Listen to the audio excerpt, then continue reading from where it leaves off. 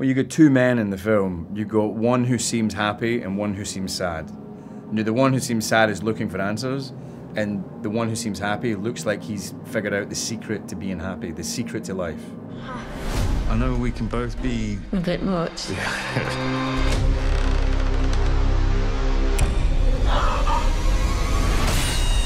Hi James, how are you? I'm good, thanks. How are you? I'm very excited to talk with you about the movie. James, throughout your career, you have played very complex characters, and I think Paddy falls into that category. He has an attitude that is contagious and at times funny, but that hides a very dark and dangerous side.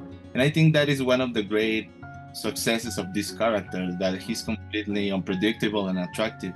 But could you tell us a little about the process that led you to build Paddy, and what you consider was the greatest challenge of taking this role? A lot of it was already on the page. It was really well defined and dynamic on the page.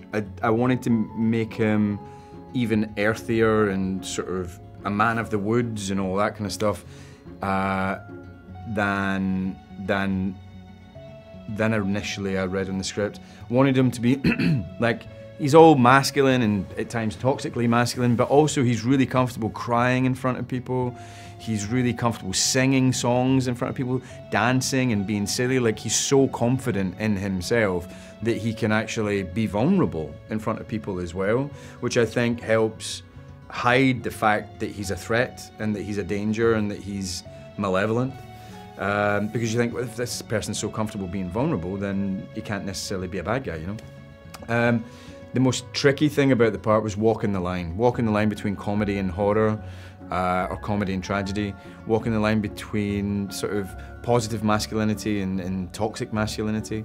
And there was all these different lines that you had to sort of make sure you didn't go too far one way or the other. You had to stay on that tightrope, because otherwise the tension throughout the whole film would be dissipated, you know? So keeping that tension going was something that all us actors, and especially our director, James Watkins, who did a great job, had to keep an eye on, you know? Please, I need to get out of here now. Please, what are you doing? Everything okay in there?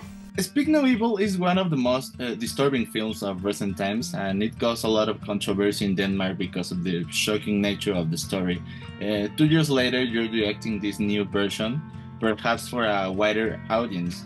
But first of all, do you remember the first time you saw the original version of Speak No Evil? What was your first approach to this story, and what was it that caught your attention enough to adapt this shortly after its release? I didn't know of the movie, so Blumhouse said, listen, check this out, have a look at this film, see what you think. And I watched it and I thought it was an incredibly powerful film. You know, afterwards it was, I was shocked at the end of it. It's one of the bleakest movies I've ever seen, but it was so well made, it was so intelligent, it was so well acted, and it had these, I love the setup and all the themes. So I thought, okay, this is great. But it also spoke to me in a way where I thought, I can get my teeth into this and go somewhere different. Because there's no point I didn't want to make the same movie, just people can go and see Christian's movie and it's terrific. But I thought, if I can relocate this to the UK, have a British, a British point of view and an American point of view, I can explore something slightly different. The DNA of the movie changes, the attitudes of the characters change, their worldview, how they would act and react and all that sort of stuff. So I thought I could make a movie, for example, the English humor and how Paddy is, and I could lean into the humor, for example, and still explore the social, how you negotiate all these social anxieties, but through humor more, and then through the humor into the horror and ride that. So I just thought there was a real opportunity to make a movie that had played in a slightly different key, I suppose, to Christian's movie. You guys have been... Just a breath of fresh air. Oh, well, that is very sweet of you to say. Well, it's something that I find interesting that you said about Paddy's personality is this representation of masculinity. before the world, he showed himself as a carefree person who is only interested in living, madly loving his wife and looking after his son.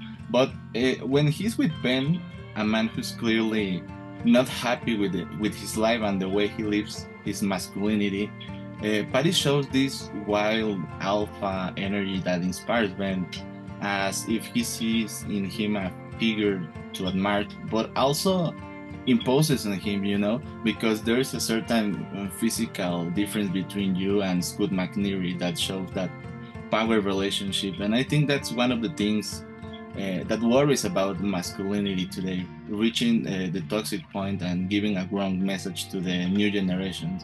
But what do you think about this whole issue of masculinity in the film? Well, you got two men in the film. You got one who seems happy and one who seems sad.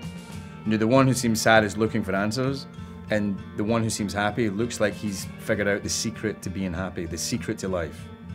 Because whether he's toxic or not, he seems like a happy man. He seems like he's capable of joy, and he seems like he's also, within his relationship, completely fulfilled, which Ben does not have any of that. So I think it's really easy to go at a point of crisis and need help, and you've got somebody who seems so uncompromising, so unfiltered, and so self-conscious, and that's really attractive. Even if there are warning signs, even if there are red flags, you kind of go, this person's giving me answers, and I don't even know what questions to ask anymore, but he's giving me the answers anyway.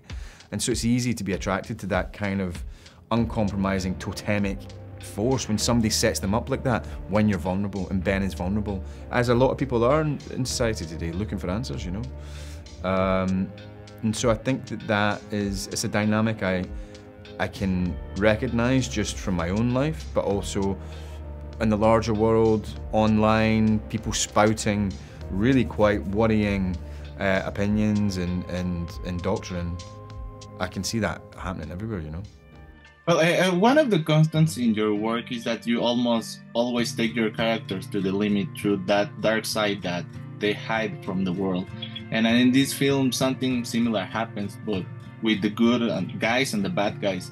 But I think that this version of Speak No Evil also explores other interesting themes, such as the ability to accept, to be willing to put up with a lot of things and believe what we're told in order to please others, you know?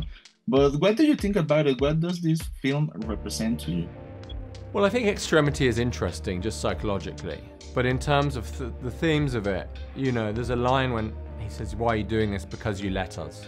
And I do think there's a theme there, very much of, if you never call people out, where will that lead? You know, if you never confront people with bad behavior, even in small things, it can lead to a bad place. And I thought that was interesting. But then I also thought I wanted to go beyond that into the point at which the social order breaks down and polite society breaks down, and you're confronted with evil or violence or terror, and how do you react? And for my characters, my American characters, it was important to me that I think they needed to react. So they try to run, to hide, to fight. But it was also important to me that as normal people, they're not suddenly like ex-military experts. You know, they're pretty awkward about it and not brilliant at fighting back always, particularly Ben, who's seen this guy, this Paddy, who thinks can be a mentor for him, and you know, and represent this version of masculinity, this old version of masculinity, and to realize ultimately that's a lie, and actually it's his wife who is actually the strength. Out here, you're neither predator nor prey. I need you to be brave. You guys have been... Just a breath of fresh air. Oh, well, that is very sweet of you to say.